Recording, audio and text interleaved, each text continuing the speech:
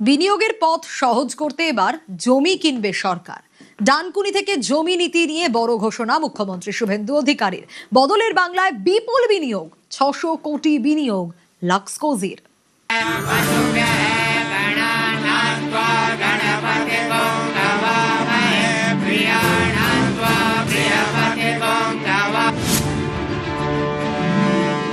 কোন industry direct purchase করে আমরা চাই না আর একটা নন্দীগ্রাম সিঙ্গুর হোক।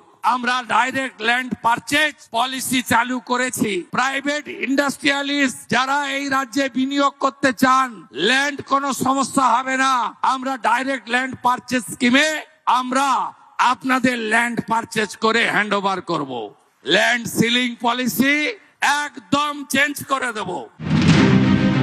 বিনিয়োগকারীরা বলেন, বাংলায় বড় শিল্পের পথে অন্যতম বাধা ছিল জমি। তৃণমূল আমলে ল্যান্ড ব্যাংক ছিল নামেই, সেই ব্যাংকে জমি মিলত না। ব্যবসার জন্য জমি জোগাড় করতে হতো বিনিয়োগকারীকে, ফলে বড় শিল্পের পথ কঠিন ছিল। বদলের বাংলায় জমি নীতিতে বড় বদল।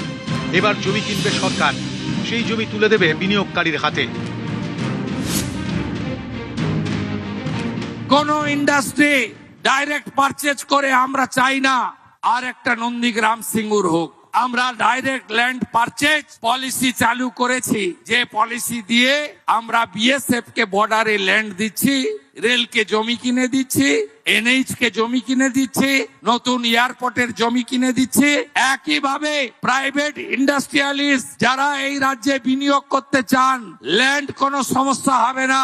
আমরা ডাইরেক্ট ল্যান্ড পারচেজ স্কিমে আমরা আপনাদের ল্যান্ড পারচেজ করে হ্যান্ড ওভার করবো। ল্যান্ড সিলিং পলিসি একদম চেঞ্জ করে দেব। 100 কোটি টাকার বেশি যারা ইনভেস্ট করবেন, কোন পঞ্চায়েত, পুরসভা, কর্পোরেশন, জেলা পরিষদ, পঞ্চায়েত সমিতি থেকে পারমিশন নিতে হবে না।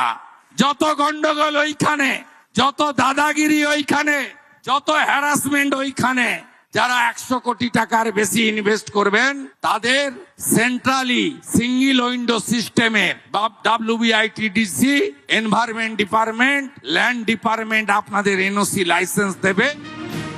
বদলের বাংলায় বিপুল বিনিয়োগ, 600 কোটি টাকা বিনিয়োগ লাক্সের। হুগলির ডানকুনিতে শনিবার লাক্সের হুঁশিয়ারি কারখানার সম্প্রসারণের ভূমি পুজো হলো।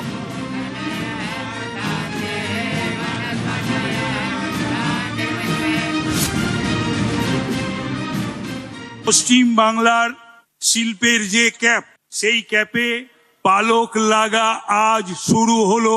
সম্মানীয় মুখ্যমন্ত্রী বলছিলেন যে পুজোর আগে এটার পরে আরো 5টা হবে। গত 5 দশক অবহেলার জন্যে, এমফেসিস না দেওয়ার জন্যে, কাজ না করার জন্যে আজকে এই শিল্পের খরা।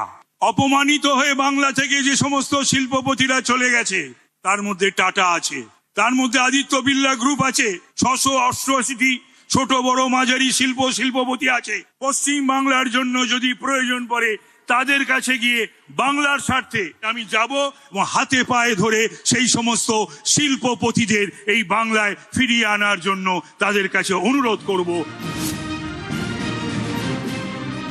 আমরা তো দলের প্রতিনিধি, শুধু আপনাদের কাছে এটুকুনি বলতে এসেছি যে নিশ্চিত থাকুন, টাটাও আসবে, বাটাও আসবে, রিলায়েন্সও আসবে, আদানিও আসবে।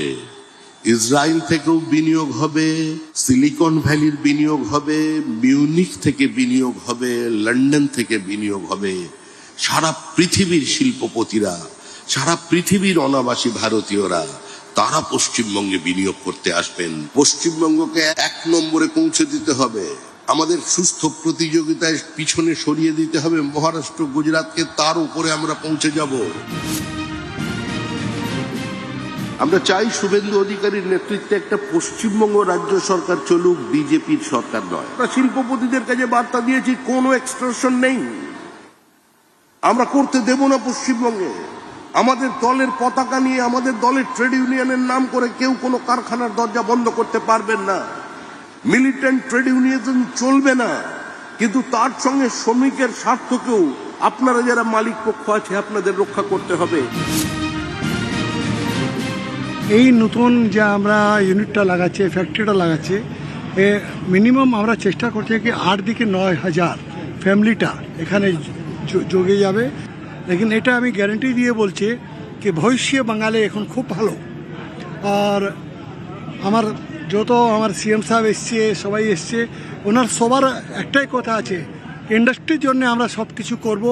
যে গাড়িটা 40 স্পিডে চলছিল ওটা 100 হয়ে গেছে। আপনি 2 বছর দেখুন, পুরো বাঙাল সিনারিওটা চেঞ্জ হয়ে যাবে। সবাই ইন্ডাস্ট্রিকে মিলিয়ে বাঙালকে নাম্বার 1 করতে হবে। নিউজ 18 বাংলা।